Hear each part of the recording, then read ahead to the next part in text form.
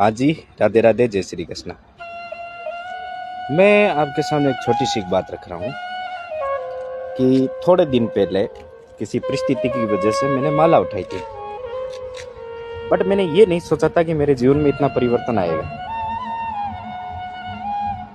मतलब जो भी चीज के लिए, जिस चीज के लिए मैं बहुत ज्यादा दौड़ रहा था, चीज खत्म हो रही है। मन शांत, मोह माया से दूर।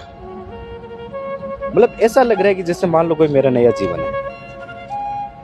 और धीरे धीरे मतलब मैं इतना खराब हो गया था कि मेरे को खुद को पता नहीं है कि एक टाइम ऐसा आ गया था कि I am just doing of suicide. वहां से निकल करके जिंदगी क्या होती है, यहाँ तक का सफर मतलब धीरे धीरे आ रहा है। मुझे नहीं पता ये किसकी महिमा है, लेकिन नमः शिवाय।